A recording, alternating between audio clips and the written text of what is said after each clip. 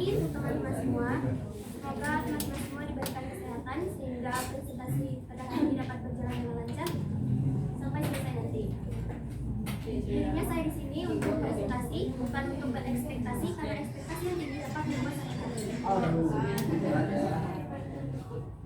Pada kesempatan kali ini, kami akan mempresentasikan tentang teknik dalam akuisisi dokumen digital dan preservasinya. Tak kenal maka tak sayang. Maka perkenalkan kami kelompok presentasi yang beranggotakan Stella Savana sebagai model, Muhammad Ilham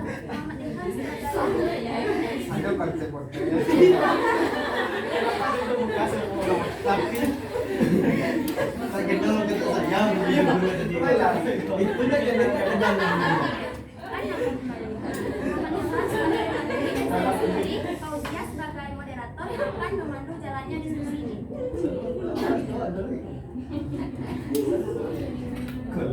Baiklah, selanjutnya pembahasan materi yang akan disampaikan oleh Muhammad Ilham. Kepada Ilham dipersilakan.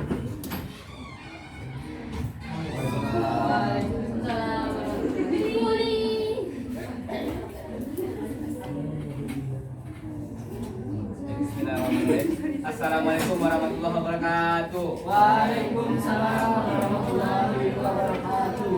Alhamdulillahirabbil alamin wal aqibatu lil muttaqin. Wassalatu wassalamu ala asyrofil anbiya'i wal mursalin wa ala alihi wa sahbihi ajmain. Bersyukur kita kepada Allah dengan mengucapkan alhamdulillahirabbil alamin. Lalu selawat kepada Nabi dengan melafazkan Allahumma sholli ala Muhammad wa ala ali Muhammad. Baik rekan-rekanku yang terhormat, saat ini saya menjadi narasumber atau pemateri untuk materi kita yang poin pembahasannya ada 6. Ada perencanaan prosedur operasional baku pengolahan dokumen teks, kalau kaya SOP itu namanya. Oke, standar operasional. Yang kedua ada format dokumen gambar atau foto, format dokumen suara, dokumen bergerak, multimedia, digitasi, metadata dokumen. Dari 6 pembahasan ini nanti kita akan terfokus pada bagian SOP, pada bagian nomor 1. Untuk bagian 2, 3, dan 4 itu akan secara melintas saja karena tidak begitu sulit. 5 dan 6 ini sudah dibahas di kelompok sebelumnya. Nah, itu nanti pembahasannya akan kita fokuskan ke SOP. Nah, ini ada 30 slide. Jadi nanti mohon kita sama-sama fokus agar nanti bagian pentingnya tidak tertinggal. Oke? Ya, poin pembahasannya boleh slide. Pertama, perancangan prosedur operasional baku pengolahan dokumen teks. Nah, ini kita ambil aja dia SOP agar mudah kita baca. SOP itu apa? Standar operasional prosedur. Itu sama. Artinya adalah prosedur yang dibakukan yang berisi tentang uraian kegiatan yang harus dilakukan serta peringatan yang harus diperhatikan. Nah, SOP ini jika teman-teman dalam perusahaan, dalam organisasi, ini merupakan standarnya kita gitu.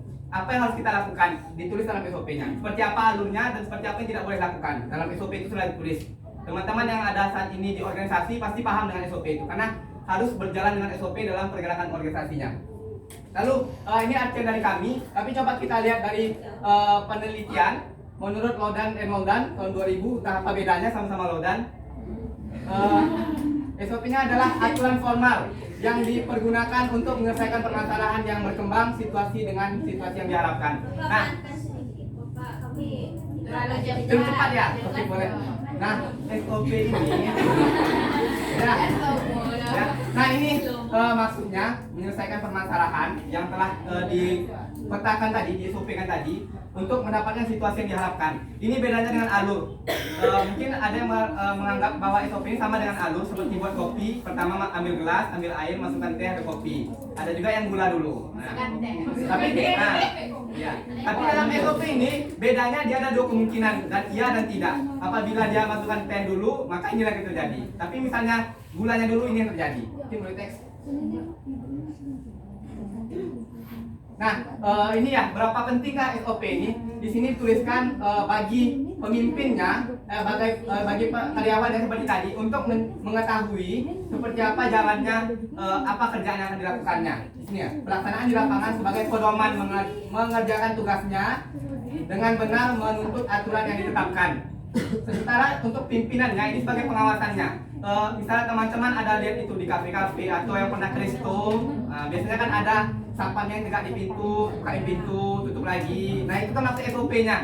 Nah apabila tidak termasuk SOP, sampah tadi itu boleh dia tidak melakukannya. Sementara karena itu termasuk SOP-nya, maka dia harus melakukannya. Nah itu dia. Lalu bagaimana dengan perpustakaan? Sebenarnya sama saja, cuman karena di bagian kosong dia misi gitu. Nah, SOP perpustakaan diberikan sebagai dokumen atau tulisan perpustakaan yang dibuat dan disepakati. Jika dalam pustakawan nanti ada aturannya, ditulis besar dalam kantor, itu alur pengadaan, ditulis semuanya, itu yang disepakati. Nah, serta berisi petunjuk aktivitas yang harus dilakukan pada situasi tertentu. Dalam pengadaan itu adanya namanya salah alur, salah kegiatan. Nah, itu ada aturannya. Lanjut, next. Nah, masih bingung ya? SOP ini agar nggak bingung, kita ganti slide-nya. Nah, ini dia. Ini SOP yang standarnya, yang biasanya. Misalnya itu pekerjaannya, pustakawan. Kewajiban pustakawan 1, 2, dan 3, apa yang harus dilakukannya? Dalam kewajiban itu tugasnya apa? Dan tugasnya itu aktivitasnya apa? Nah, ada operasinya. Operasinya ini apa yang tidak boleh dilakukan dalam aktivitas itu. Nah, itu biar gampang gambarkan SOP ya. Lanjut. Selanjutnya jenisnya. Dalam perpustakaan tentu ada jenis-jenis yang harus kita gunakan. Next. Nah, yang pertama itu langkah sederhana atau per poin. Sama seperti buat kopi tadi, itu di list aja. Nomor 1, masukkan gula. Nomor 2, masukkan teh. Nah, seperti itu bisa di perpustakaan. Langkahnya ringkas, berulang, dan prosedurnya itu tidak terlalu banyak melibatkan orang lain. Contohnya nih, pembuatan kartu anggota perpustakaan. Hanya butuh beberapa pegawai saja untuk buat kartu anggotanya, tidak begitu banyak. Lanjut. Selanjutnya hierarki, ini contoh yang tadi, yang di awal tadi. Hierarki ini seperti ini. Ada tabel-tabel, ada alurnya sehingga dia jelas. Berisi sub-sub langkah atau lebih memperjelas prosedurnya. Jika dalam perpustakaan misalnya prosedur pengadaan koleksi. Lanjut. Nah ini bagan, mungkin kita udah pernah belajar sebelumnya. Bagan ini kayaknya tidak perlu dijelasin. Nggak balik. Nah karena nggak jelas ya. Yang penting itu nanti dalam bagan itu ada yang melingkar, bulat-bulat, peta-peta, ada panahnya. Gitu. Nah ini nanti di sampingnya, ini yang per poin tadi, yang sebelah kanan, per poin sederhana. Ini yang bentuk kompleks, standar operasionalnya penerimaan barang di perpustakaan. Next. Nah dalam digital itu sebenarnya sama saja SOP-nya. Ini permintaan dari Bapak, nanti dalam SOP presentasi bawakan dokumen digital sekalian. Sebenarnya sama aja, cuman di sini bahan yang digunakan adalah bentuk digital. Nanti ada formatnya dari SOP. Misalnya kawan-kawan itu menyimpan filenya itu dalam bentuk Word, maka SOP itu dalam bentuk Word. Apabila PDF maka PDF, itu saja sebenarnya bedanya. Next. Nah ini contohnya ya. Kalau kawan-kawan nanti minta dalam sesi pertanyaan itu buatkan contoh SOP, itu lama kawan-kawan, bisa seminggu lebih untuk membuatnya, butuh 1 hari untuk presentasi. Jadi kita ambil yang sederhana, ini yang simpelnya aja. Dan itu ada, ini pengajuan proposal pengadaan, ada SOP-nya. Pertama itu mulai membuat proposalnya, yang kau kan udah tahu proposal kan pengajuan, terus diajukan. Ini yayasan NSBS, itu apabila dipersetujui oleh kepalanya, maka akan jalurnya ke bawah, pengambilan alokasi dana dari sekretarisnya, terus pembelian, lalu LPJ. Setelah itu baru diarsipkan yang telah dibeli. Nah bedanya dengan alur biasa, kita ada bagian tidaknya ini. Jika kita alur biasa, setelah persetujuan itu tidak disetujui, maka ya selesai gitu. Tapi dalam SOP yang di sini ini kita dibolehkan untuk tidak, apabila proposal tidak jadi, tidak diterima oleh kepalanya, itu tidak boleh proposalnya dibuang, jadi ditolak gitu aja. Proposal itu harus disimpan lagi, disimpan. Apabila ada pengajuan tahun depan akan diajukan lagi. Itu bedanya alur dengan SOP. Ini juga ada kita ambil dari Universitas Sarjana Wiyata, Taman Siswa Yogyakarta. Nah, kan awal itu ada pengadaan buku masuk, identifikasi, barcode, pemrosesan, verifikasi, input data, pasca proses, sinkronasi, backup, sama selesai. Kalau tidak ada SOP, kita bisa aja setelah pengecekan data, kita langsung pemrosesan, nggak perlu pakai barcode. Karena dalam buku itu kan udah ada di indeksnya, ada kode indeks itu, di atasnya itu ada barcode. Sebenarnya bisa aja, cuman karena SOP di situ harus ada barcode, maka harus dilakukan barcode-nya. Itu dia bedanya. Lanjut. Nah ini yang makan tadi, alur yang kompleksnya untuk satu bagian. Nggak masalah itu 19. Yang penting itu tahu alurnya gitu. Nggak penting isinya gitu. Oke, next. Nah, dan selanjutnya kita bahas tentang format dokumen gambar. Ini gambar ya. format dokumen gambar ini cara standarisasi mengatur menyimpan gambar digital. Sama seperti tadi, jika perpustakaannya dalam bentuk digital, gambarnya itu formatnya apa, SOP-nya apa? Apakah kita nanti ada JPG, PNG dan lainnya. Nah, formatnya ini ada 14 format, bahkan lebih sebenarnya. Misalnya ada pengguna iPhone, itu ada MOV, itu tidak kami masukkan karena terlalu banyak. Nanti bisa jadi berslide-slide-nya. Next. Nah, ini kita tidak usah menyeluruh. Yang penting nanti ada pertanyaan nanti. Jadi yang bagus itu formatnya yang mana? Tergantung kawan-kawan misalnya di pustakawan. Perpustakaan kawan-kawan apa yang tidak gunakan softwarenya. Nah, itu nanti tergantung apakah nanti software yang mendukung JPG, PNG atau WebS. Lanjut. Ada lagi ada TIFF, ada HIF, ada bitmap, ada SVG. Lanjut. Ada ini PDF. Yang biasanya kan PDF untuk teks. Nah, dalam format gambar itu juga ada yang bentuk PDF. Kalau kawan-kawan mau tahu caranya, JPG to PDF buat di Google. Nah, lanjut. Nah, ini kan ada juga AI, Adobe Illustrator. Ini kan juga berupa format, cuman hanya bisa dibuka oleh web itu aja, software itu aja. Nah, nanti tergantung perpustakaan kawan-kawan yang miliki. Misalnya memang perpustakaan yang mendukung untuk AI, ya silakan pakai gitu. Kalau enggak, pakai JPG aja. Atau yang lebih murah PNG-nya. Oke. Next, ada roadmap juga. Nah, dokumen suara. Ini yang sedikit kita. Suara yang saat ini kita dengarkan di HP adalah suara yang telah dimodif. Walaupun kita hanya rekam musik biasa, itu dimodif, dimasukkan data-data tertentu, angka-angkanya. Nah, ini format dokumen suara, suatu bentuk jadi digunakan dalam penyimpanan dokumen. Jadi yang udah jadi, seperti saya bicara ini, kan direkam nih. HP ini dia otomatis akan masukkan data agar suara kita itu jelas, tanpa mengubah unsur suara yang asli. Next. Nah, ini udah biasa ya, udah sering dikenal. Ada MP3, ada waveform, ada mungkin ini yang agak kita jarang kenal ya, free loss audio codec. Ini memang jarang digunakan, tapi kalau kualitas yang paling bagus ini saat ini. Kalau MP3 itu tuh bagus, cuman dikompresi. Kompresi ini artinya dikurang-kurangi bahan-bahannya. Jadi kadang ada suara yang putus-putus atau agak kabur-kabur, itu masih MP3. Tapi kalau udah web ini mentahan, seperti yang saya bicarakan sekarang, ini mentah. Belum ada masukan data apapun. Nah, yang ini sudah dimasukin kompres, tapi tanpa mengurangi unsur aslinya. Ini yang sedang dipakai, tapi masih jarang untuk di Indonesia. Next. Nah, selanjutnya format dokumen bergerak, video, GIF dan lainnya. Next. Ada banyak ya. Ini ada MPG, MP4, audio, video, text. Kelebihan kekurangannya saya akan baca di HP masing-masing. Lanjut. Belum dibagiin. Belum dikirim ya? Nanti kita kirim. HP, aku tolong kirimin. Nah. Ada dong. Nah, ini web, ini yang GIF yang beda ya. Kalau biasanya kan video, nah GIF ini yang bedanya dia video gambar, cuma bergerak kayak tadi gambar Zoro tadi. Dia geraknya cuma di situ aja. Nah, itu yang sering, cuman jarang kan, meskipun dia kecil dia jarang gunakan karena resolusinya rendah. Yang pertama, yang kedua, untuk menyimpan data itu tidak maksimal, hanya sekedar video yang ulang-ulang. Tapi untuk media promosi, GIF ini bisa digunakan. Next. Nah, ini yang digitasi sama seperti materi kelompok lain, itu digitalisasi, mengubah dokumen biasa menjadi digital. Nah, ini juga dijelaskan kemarin, jadi tidak kita jelaskan secara rinci juga. Cuman ini bedanya, kemarin hanya dokumen, sekarang multimedia. Nah, ini merupakan proses perubahan media satu elemen menjadi banyak elemen. Yang kemarin cuma hanya dokumen itu langsung jadi PDF. Tapi dalam digitalisasi ini banyak, ada teks, animasi, gambar, grafik. Contohnya Kompas dan Tirto, berita koran yang mereka digitalkan. Nah, kalau di koran biasa kan hanya foto dan teks saja. Nah, kalau di Kompas aslinya kan fotonya lebih jelas, tidak hitam putih, terus ada gambarnya, ada videonya juga terkadang ya, kalau ada anggaran. Lanjut. Nah, metadata juga dijelaskan oleh kelompok guna dia kemarin ya. Kalau masih bingung, silakan buka galeri, buka titik 3 ya, titik 3 buka rincian. Nah, itu metadata namanya. Bapak mah ingat loh Bapak.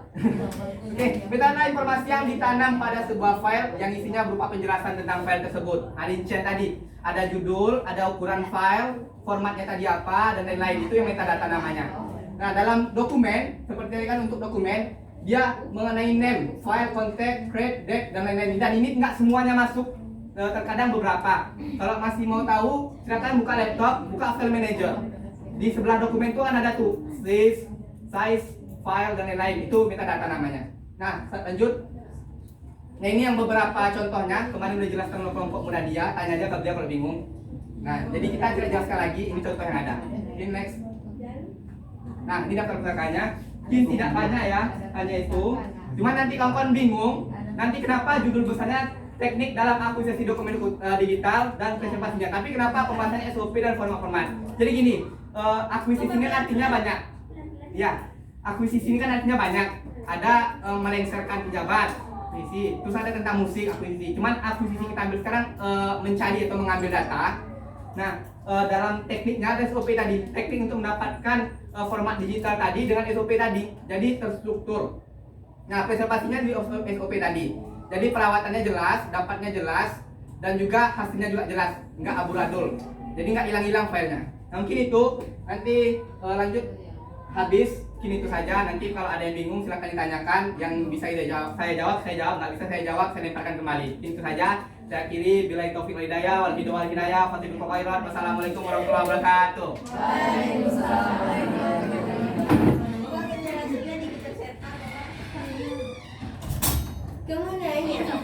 Terima kasih kepada Ira yang telah menyampaikan materi. Selanjutnya kami akan membuka sesi tanya jawab, di mana kami membagi tiga sesi. Untuk sesi kami memberikan kesempatan kepada tiga penanya. Kepada teman-teman yang ingin bertanya dipersilakan. Pada nanti dipersilakan. Assalamualaikum warahmatullahi wabarakatuh. Waalaikumsalam warahmatullahi wabarakatuh. Perkenalkan, saya Rati Gasinanisi dari kelompok 2. Saya ingin bertanya kepada kelompok penyaji. Bagaimana cara mengatur sumber daya manusia agar selalu bisa mengikuti SOP dalam pengolahan operasional dokumentasi? Bisa diulangi, Rati? Bagaimana cara mengatur sumber daya manusia agar selalu bisa mengikuti SOP?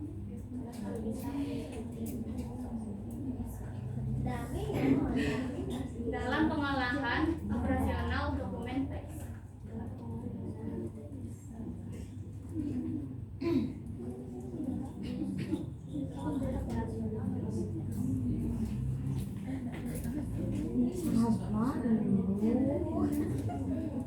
Masih ada 9 orang.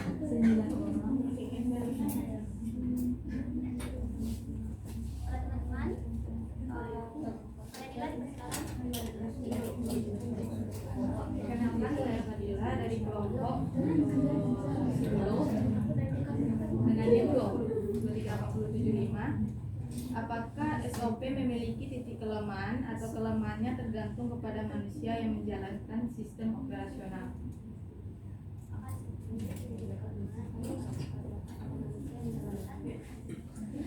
Perkenalkan,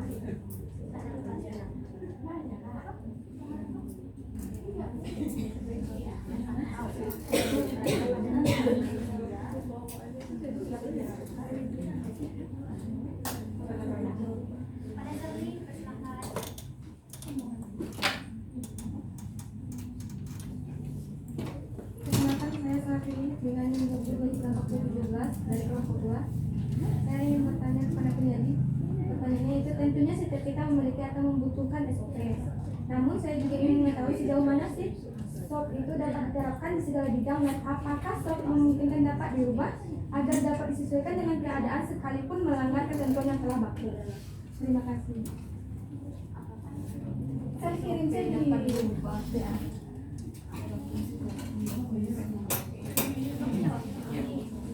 Baiklah, pertanyaannya yang akan dijawab oleh Jadi silang satu pertanyaan dilatih ya. Cara mengatur SDM agar selalu bisa mengikuti SOP ya. SOP ya, bukan sop ya, sop makanan. Oke. Sop sabun. Nah, cara mengatur SDM. Nah, ya tujuan SOP itu adalah mengatur SDM. Ya. Cara mengatur SDM tadi kan untuk mengikuti SOP yang berlaku. SOP itu diciptakan untuk mengatur SDM. Ya caranya agar mereka mengikuti SOP ya ciptakan SOP gitu. Nah kalau mereka membangkang nih, mereka nggak mau mengikuti SOP, ya kan kita tinggal pecat aja.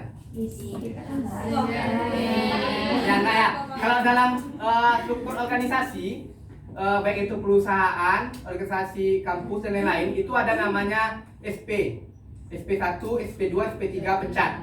Nah kalau dalam SOP ini itu juga dituliskan apabila melanggar SOP Tergantung nanti perusahaan, perpustakaan atau apapun itu, tergantung dia SOP-nya apa. Itu juga tergantung sama SOP. Misalnya Rati pustakawan, Rati tidak mengikuti SOP. Ada tuh, apabila pustakawan tidak mengikuti SOP, maka 1. Mendapatkan sanksi. 2. Diberi SP1 surat teguran pertama. 3. SP2. 4. Akan diberikan surat BO, misalnya gitu. Nah, itu bagaimana nanti? Oke. Yang kedua tentang kelemahan SOP ya. Kelemahan SOP ini tergantung nanti pustakawannya. Kan ini SOP kita ciptakan sendiri nih. SOP bukanlah yang diciptakan oleh standar nasional, tidak ada standar nasionalnya. Misalnya kawan-kawan punya perpustakaan, maka kawan-kawan buat SOP-nya sendiri. Nah, kelemahan SOP itu tergantung kawan-kawan buat. Apabila kawan-kawan tidak teliti buatnya, itulah kelemahannya. Nanti lalai. Itu kelemahannya. Tapi misalnya teliti, semua dituliskan. Nah, itu yang lebih kuatnya. Cuman biasanya kalau terlalu ketat SOP-nya, itu biasanya pegawai, karyawan, misalkan itu jadi bosan, jadi monoton gitu, nggak bisa ngapa-ngapain. Nah, itu juga kelemahannya juga. Jadi kalau nanti kawan-kawan jadi kepala pustaka, amin. Buatlah SOP itu yang tidak begitu ketat, tapi tidak begitu renggang. Nah, ada aturan-aturannya, cuman tidak dibebaskan, cuman sopan. Nah, itu aja. Sini tuh contohnya seperti apa? Contohnya seperti berpakaian pustakawan. Misalnya kita buat SOP-nya itu harus pakai baju dinas setiap hari gitu. Kan bau. Bajunya itu aja setiap hari kan. Nah, dibuatlah hari Senin baju dinas, Selasa baju batik, Rabu baju lain gitu. Dan nggak pula dibebaskan pustakawan bebas pakai baju apapun selama jadi pegawai. Nanti pakai baju renang dia gawat kita. Nah, itu contohnya. Bagaimana Fadila? Oke. Selanjutnya dalam apa tadi? Boleh ulang tanyakan? Sejauh mana SOP itu diterapkan di segala bidang dan apakah SOP memungkinkan dapat diubah agar dapat disesuaikan dengan keadaan sekalipun melanggar ketentuan yang telah. Nah, ini di apa pertama tadi lupa. Boleh. Oke. Iya. Sejauh mana SOP itu digunakan? Satu ya. Sejauh kawan-kawan masih ada kontraknya. Kan kita dalam mendaftar karyawan, pegawai dan lain-lain itu ada kontrak tuh selama berapa lama. Kawan-kawan akan mengikuti SOP-nya selama kawan-kawan kena kontrak. Kalau kita tidak melakukan SOP selama kontrak itu melanggar, ada sanksi-sanksinya. Nah, sampai itu SOP-nya. Terus sejauh mana tadi ya udah diterapkan segala bidang. Bidang ini semuanya bisa, bidang apapun. Karena ini sistemnya universal, seluruhan bisa. Mau itu di restoran, bahkan di kampus. Kita kan ada SOP di kampus kita, contohnya mata kuliah komposisi. Yang cewek harus pakai rok, ya. Itu termasuk SOP apabila itu dituliskan. Karena tidak ditulis itu jadi peraturan. Nah, disesuaikan dengan keadaan apabila melanggar. Nah, ini kan tadi SOP ini kan sesuai dengan kesepakatan tadi kan. Nah, apabila nanti pelanggarnya banyak, berarti yang salah bukan pelanggarnya itu, tapi SOP-nya yang bermasalah. Nah, itu bisa jadi di kita PK, kalau dalam MUBES itu namanya PK, pengajuan kembali. SOP kita ajukan bahwa SOP ini tidak cocok untuk perusahaan ini contohnya. Maka nanti pimpinan itu akan didiskusikan kembali apakah ini akan kita rubah atau tetapkan atau pegawainya yang kita pecat. Nah, itu. Jadi kalau memang tidak sesuai situasi, biasanya SOP itu dibuat serinci mungkin sesuai dengan situasi. Contohnya di pengadaan, pengajuan proposal, kan tidak sesuai situasi itu apabila proposalnya ditolak. Kan ada itu. Walaupun ditolak, tetap file itu simpan ke berkas. Nah, itu. Jadi sesuai juga dengan situasi. Tapi apabila tidak, maka itu SOP-nya yang bisa dirubah. Tapi dengan prosedurnya ada juga. Dan prosedur penolakan PK itu, penolakan SOP juga tertulis dalam SOP-nya. Jelas gitu. Oke, bagaimana tadi? Oke, balik ke moderator. Baiklah, kami akan membuka sesi kedua untuk penanya. Pada teman-teman persilakan.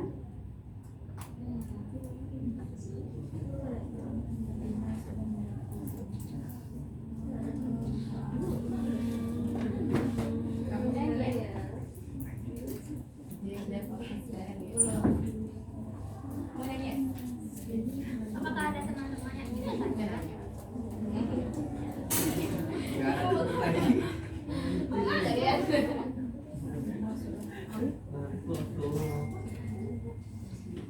Ulang malai.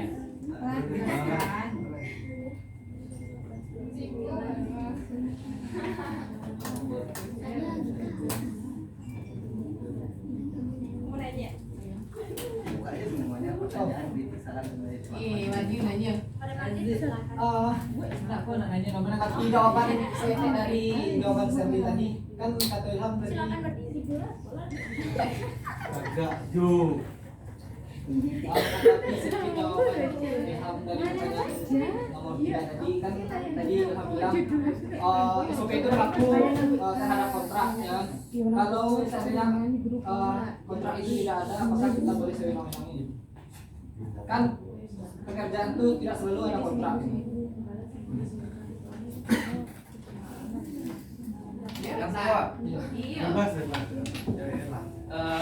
Ya, saya manusia yang saat ini umurnya 20 tahun kalau nggak salah. Pemikiran saya itu kisaran 40 tahun dan tulang punggung saya 70 tahun. Jadi duduk aja ya. Nah, gini, ada tuh pekerjaan yang tidak ada kontraknya, tapi ada SOP-nya. Tapi jarang ya, biasanya kalau ada SOP itu ada kontrak. Kenapa? Karena di SOP itu tertulis pegawai harus memiliki kontrak. Satu. Kalaupun tidak ada kontraknya, tapi ada SOP, biasanya itu lebih parah sih. Kenapa? Kalau kita melanggar SOP karena tidak ada kontrak, bos kita tuh bisa semena-mena memecat kita gitu. Kenapa? Karena kontraknya nggak ada. Jadi misalnya kita melanggar SOP nih, misalnya saya sebagai pegawai restoran dan kerjaan saya buka tutup pintu. Kalau ada orang masuk dibuka, kalau keluar lagi gitu. Kalau kontraknya nggak ada, terus pas orang masuk saya biarin aja dia masuk sendiri, kok tinggal buka pintu kok malas gitu kan. Nah, tinggal masuk aja dan kontraknya nggak ada. Ya kalau bos saya lihat itu kan itu melanggar SOP tuh, dia bisa aja mencat saya langsung karena nggak ada kontraknya gitu. Jadi saya nggak bisa juga semena-mena. Tapi bisa ada kontraknya, beliau tuh nggak bisa langsung pecat. Beliau tuh harus kasih teguran dulu. Kamu nanti kalau ada orang buka ya, kalau 2 kali nggak juga kasih teguran kedua. Nggak juga kasih dapat kan kena SP1. SP ini tergantung, bisa jadi pemotongan gaji, bisa kena hukum, bersihkan WC dan lain-lain sebagainya. Nah itu jadi inti jawabannya, kalau tidak ada kontrak bukan berarti ada SOP, bukan berarti kita bisa semena-mena, tapi bos itu yang bisa semena-mena. Nah ini tuh. Terima kasih kepada Maju dan Ilham yang telah memberikan tanggapan. Selanjutnya, apakah ada teman-teman yang ingin memberikan pertanyaan atau kritik dan saran pada kelompok kami? Persilakan.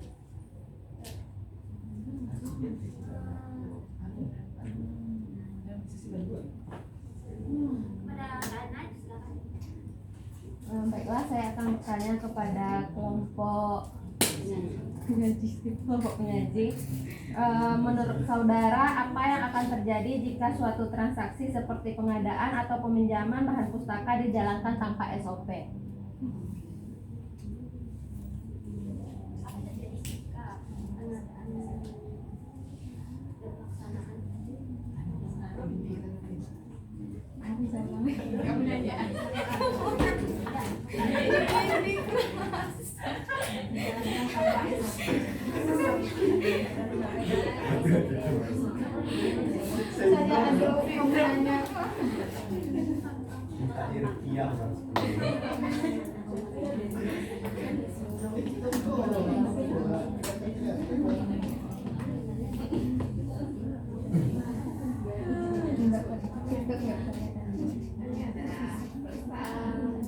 Untuk selanjutnya, apakah ada yang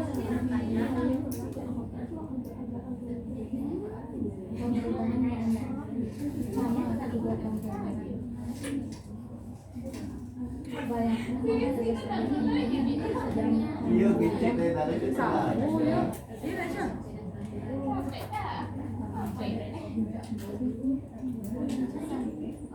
Dua lagi tuh.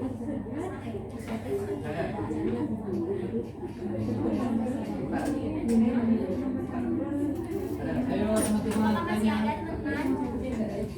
Moderator. Kepada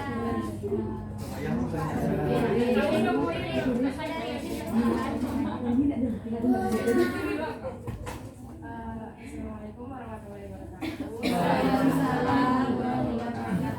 Ada di 20 detik 51. Ingin bertanya. Kan maksudnya kan misalnya kok masa perusahaan Kak.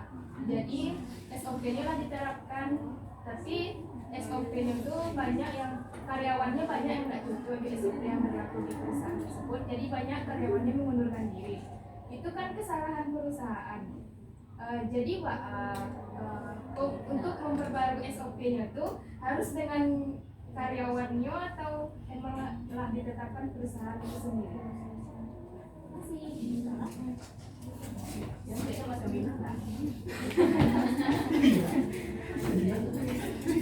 Bimbingan waduh. Apakah masih ada teman-teman? Untuk satu penanya lagi.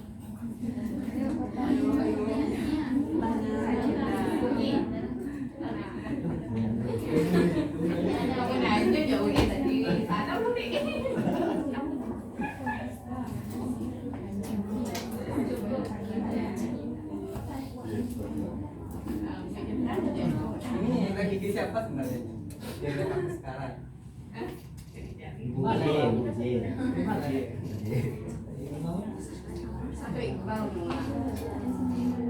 Nadilan dong.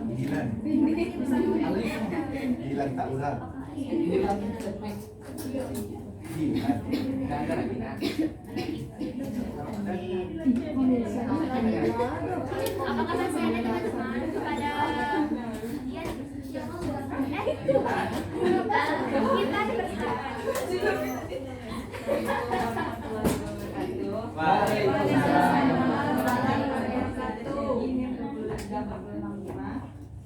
Saya ingin bertanya kepada kelompok 7, apa yang terjadi jika suatu perusahaan dalam menjalankan kegiatan tidak sesuai dengan SOP?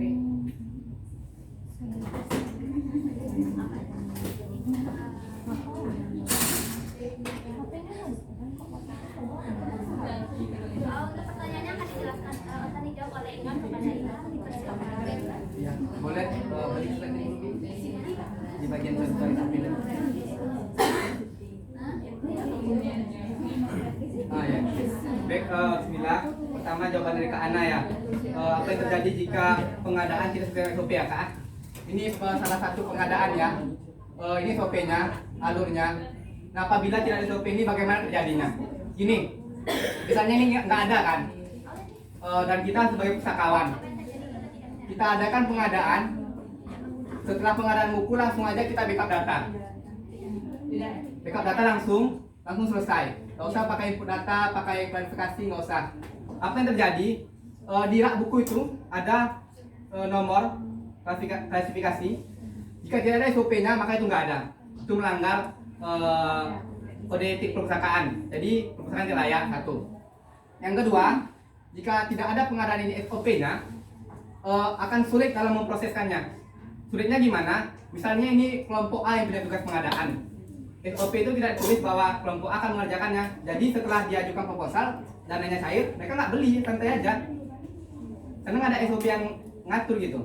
Jadi uangnya turun, korupsi, masuk saku, beli buku bajakan, masukkan itu kan, selesai. Nah itu jadi kita untuk menghindari kerincuan, untuk menghindari korupsi juga dan lain-lain sebagainya, maka itulah SOP.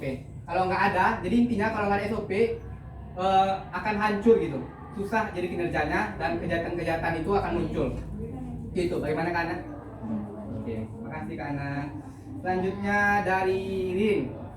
Apabila kita melamar sebagai karyawan dan SOP-nya tidak sesuai dengan kita, dan banyak karyawan itu yang mengundurkan diri dari kerjaannya karena tidak sesuai SOP-nya tidak sesuai. Gini, pernah dengar ada pegawai demo perusahaan?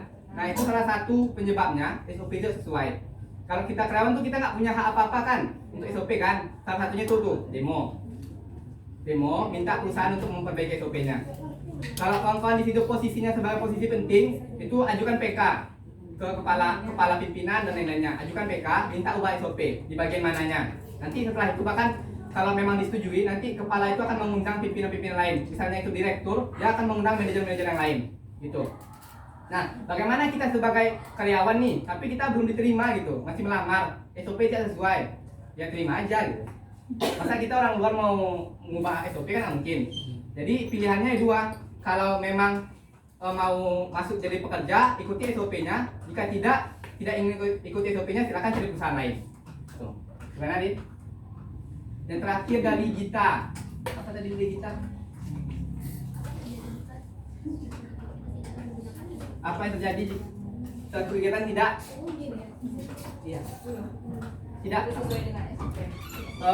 kembali ke tadi ya dalam SOP tadi misalnya gini, misalnya buat peraturan SOP keluar kelas bila 1 jam sekali ini kamar mandi. Jadi misalnya belum sampai sejam nih, jadi langsung keluar kayak tadi. Nah, karena dia ada teguran 1, tergantung pimpinan, nanti tergantung SOP juga kan dia ada tulis tuh. Saya teguran 1, Rin, nanti kalau keluar tunggu 1 jam ya. Nah, karena keluar juga ada lagi, ada SOP teguran 2. Ini kedua kali ya, kalau kamu keluar lagi tanpa jam tertentu, kamu saya SP1. Nah, nanti dia keluar lagi kan tanpa jam itu. Dan kasih SP1. SP1 itu nanti berupa surat peringatan biasa, bisa juga ada ininya sanksinya. Kamu keluar lagi ke SP1 kamu denda 5.000. Nah, ini dia denda 5.000. Nah itu. Nah, juga akan keluar juga lagi kena SP2. Biasanya kalau dalam kampus atau sekolah SP2 itu kamu kena skor. Kamu nggak boleh sekolah sebulan gitu kan, sebulan itu SP2 contohnya. Nah, dibuatnya juga gitu lagi. Namanya SP3 lagi. SP3 ini perjanjian lagi. Kamu mau ikut atau enggak gitu. Apabila nanti salah melanggar lagi, ya kena pecat lagi gitu. Nah, ini tuh. Mana kita? Oke, balik moderator. Terima kasih pada Ilham dan penanya. Selanjutnya kami akan membuka sesi ketiga untuk 3 penanya. Pada teman-teman dipersilakan. Rasa tanya. Pada Rasa dipersilakan. Assalamualaikum warahmatullahi wabarakatuh. Waalaikumsalam warahmatullahi wabarakatuh. Perkenalkan, nama saya Rosa Rahab, NIM 2234009. Terima kasih kepada kelompok penyaji. Sepertinya banyak kawan-kawan yang sudah mengerti dengan pemateri yang diberikan. Soalnya begitu mudah untuk ditangkap. Nah, di sini mungkin tadi pertanyaan-pertanyaan sebelumnya itu mengarah kepada perusahaan swasta ya, sepertinya dari penjelasan Ilham. Namun di sini saya ingin menanya perusahaan negeri. Kalau misalnya kita bekerja di perusahaan negeri ini kan, untuk membuat SOP tentunya pasti ada yang harus kita perhatikan dalam membuat strukturnya tuh. Dan ada juga undang-undang yang mengatur tentang kepegawaian tersebut. Nah, poinnya di sini apa saja yang perlu kita perhatikan dalam pembuatan SOP tersebut agar tidak melanggar hukum dan mudah untuk memberikan sanksi yang tepat kepada pegawai jika melanggar. Begitu. Terima kasih. Terima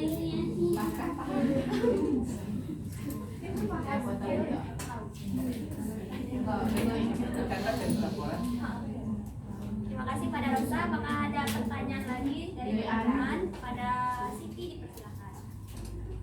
Gimana? Tapi Bapak tadi Assalamualaikum warahmatullahi wabarakatuh. Waalaikumsalam warahmatullahi Saya Siti Azahra, ini Tias.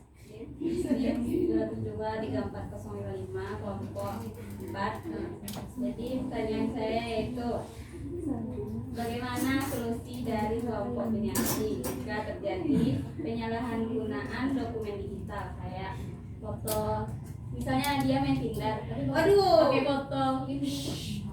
Terima kasih. Janganlah main Tinder. Saya main Bumble. Saya main Bumble. Ya. Terima kasih Saya main pada WA gimana? kami berikan satu lagi untuk penanya pada teman-teman dipersilakan. Tidak ada yang main Bumble. Tinder. Berbayar. Pada Tinder saat Main Bumble. Dari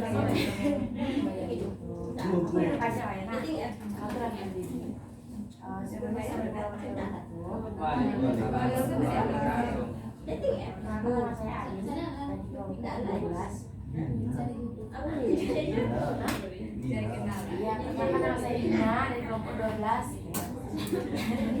Di sini kan bahas tentang SOP perusahaan. Nah, aku tadi sedikit notice dari Ilham, katanya kalau misalnya yang dimasukkan itu beda, contohnya duluan dimasukkan teh, nanti hasilnya beda. Nak, duluan dimasukkan gula, nanti hasilnya itu bagian apa ya tadi?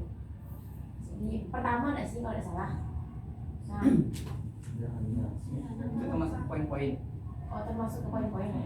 Itu maksudnya gimana kan dalam SOP itu sendiri, dan untuk lebih rincinya nih, apakah di perpustakaan digital tuh SOP-nya dipakai pas dari perpustakaan konvensional atau emang udah berdiri sendiri SOP-nya? Itu sih. Sampai.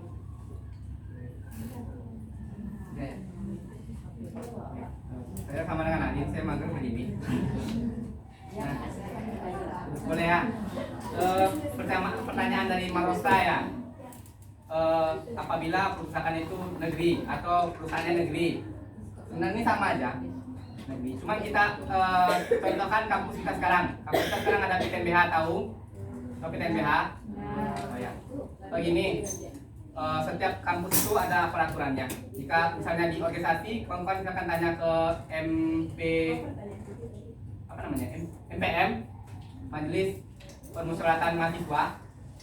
Ada di situ dibuat, mereka buat undang-undang KM namanya, undang-undang unit kegiatan mahasiswa. Kalau dalam kampus itu SOP-nya pegawai, bagaimana caranya agar tidak melanggar undang-undang tadi.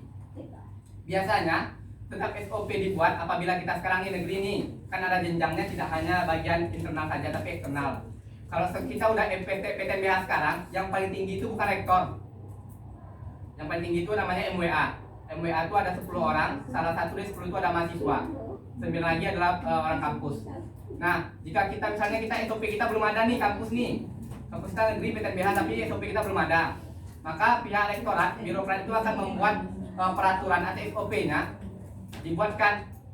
Setelah SOP itu selesai, itu tidak bisa langsung disahkan karena nanti takut melanggar undang-undang tadi kan. Nah, maka diserahkanlah itu ke MWA. Nah, MWA itu nanti yang 10 orang tadi yang akan menentukan bagaimana, apakah ini disahkan atau enggak. Misalnya disahkan, ada cacat nih, melanggar undang-undang, maka itu dikembalikan lagi kepada rektor tadi, diulang lagi SOP-nya mana yang salah tadi, diperbaiki. Nah, itu caranya. Jadi misalnya ada orang melanggar SOP dan dia takutnya nanti melanggar undang-undang malah memberikan sanksinya. Nah, itu makanya guna MWA tadi, dia akan seleksi. Jika memang ini salah, nggak boleh, akan dikembalikan ke rektorat. Jadi rektorat itu akan membuat SOP yang baru. SOP yang baru itu misalnya dia melanggar, maka sanksinya itu push up, dan ternyata di undang-undang nggak boleh push up. Nah, dibalikan ke rektor, maka dibuat SOP yang baru. Apabila melanggar, maka pelanggar akan dikenakan hukum, tapi tidak boleh melanggar undang-undang, yaitu tidak boleh push up. Nah, itu SOP yang barunya untuk tidak melanggar undang-undang. Itu dijelaskan di SOP semuanya, ada perinciannya. Gitu. Karena Nggak paham. Maksudnya kan yang saya tanyakan kan apa yang kita perlukan, apa yang kita perlu perhatikan dalam SOP itu. Kalau undang-undang tadi itu misalnya gini ya, memang iya yang bilang Ilham, kita harus perhatikan ini undang-undang. Maksudnya tata aturan kita harus melihat ke pegawainya aja atau enggak, apa kita harus melihat tujuan dari perusahaannya aja gitu. Gini, untuk membuat SOP itu ada yang namanya observasi. Observasi ini pengecekan bagian bawah, seperti apa di bawah. Makanya kalau di restoran itu dicek dulu, kira-kira butuh nggak konsumen itu dibukain pintu atau enggak. Nah, itu kan. Nah, kira butuh atau enggak. Nah, itu kembali ke dalam negeri itu juga. Misalnya pembuatan SOP tadi kan, kira-kira butuh nggak? Itu yang diperhatikan itu aja. Undang-undangnya satu, terus butuh nggak kita melakukannya. Ini ya. Gimana tadi? Lagi.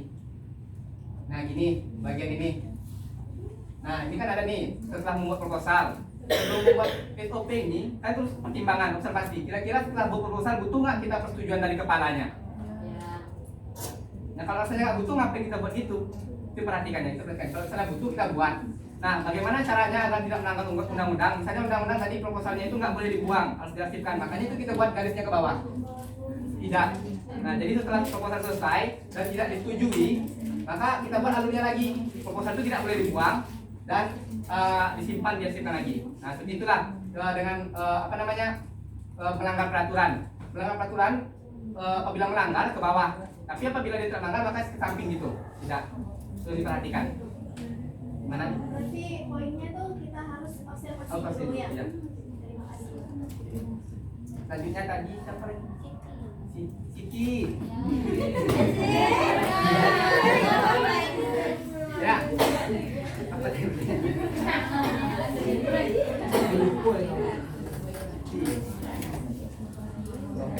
Siti bilang terjadi pelanggaran.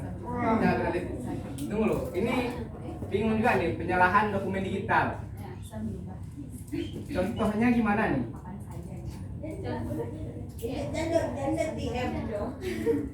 Nah, dia pakai apa namanya? Pakai KTP Windy untuk pinjol.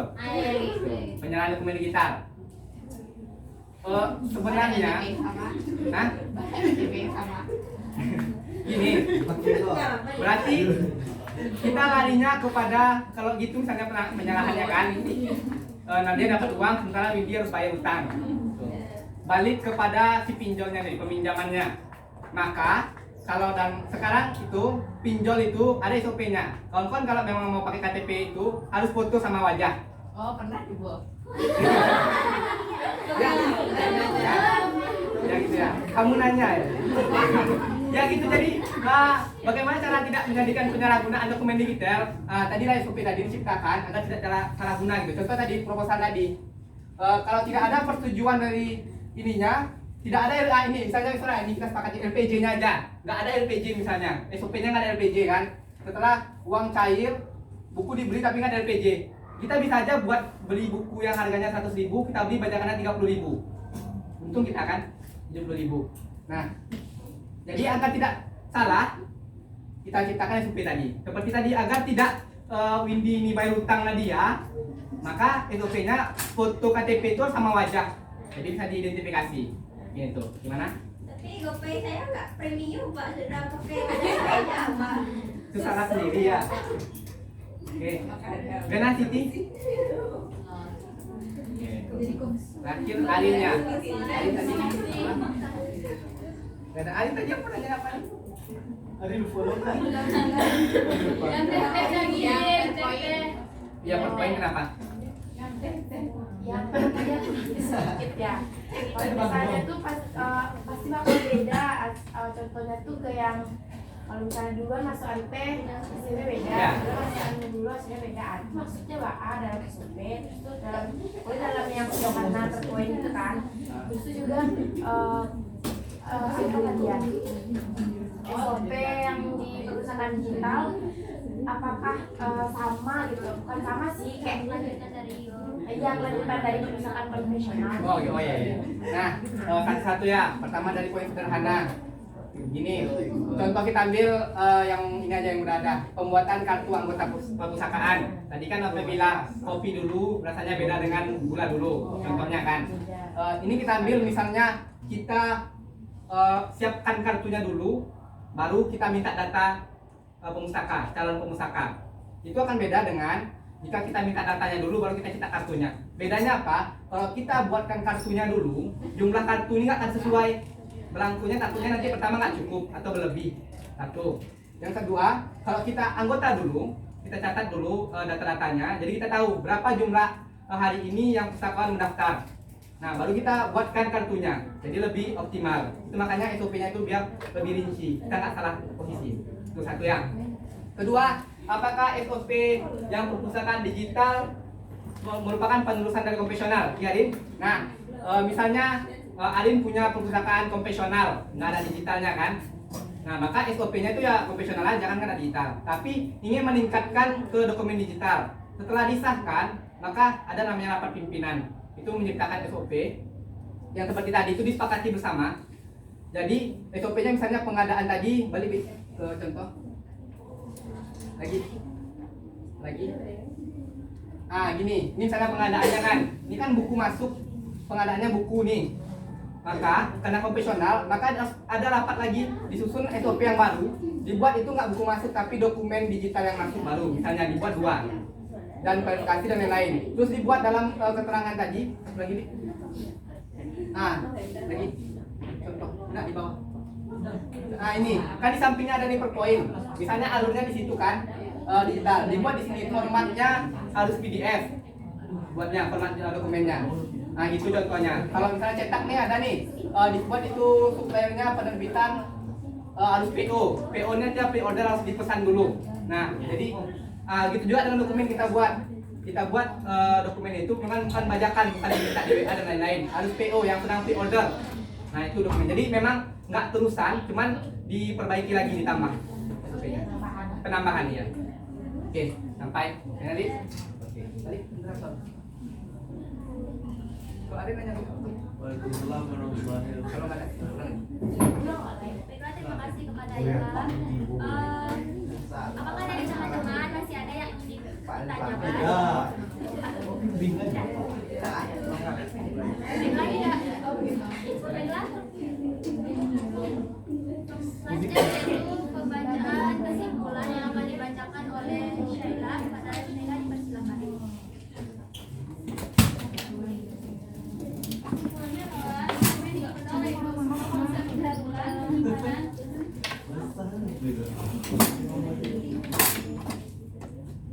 Kesimpulannya adalah dokumen digital yaitu sebuah konsep pengumpulan, penyimpanan, dan pengelolaan informasi dalam bentuk cetakan atau gambar elektronik yang dapat dipakai sebagai bukti dan keterangan. Digitalisasi merupakan sebuah terminologi untuk menjelaskan proses alih media dari bentuk tercetak, audio maupun video menjadi bentuk digital. Digitalisasi dilakukan untuk membuat alih dokumen bentuk digital untuk fungsi fotokopi dan untuk membuat koleksi perpustakaan digital. Tujuan preservasi dokumen digital sebenarnya adalah memastikan informasi yang tersimpan dalam media digital tersebut tetap dapat diakses oleh siapapun yang membutuhkan, baik di masa kini atau di masa yang akan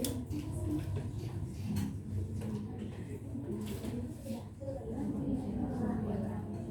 Sekian yang dapat kami presentasikan. Kami pamit undur diri. Terima kasih. Assalamualaikum warahmatullahi wabarakatuh.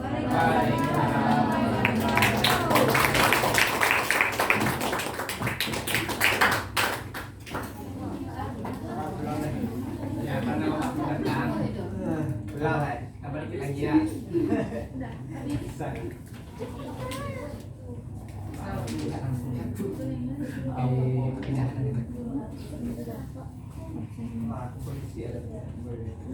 Yes, yes.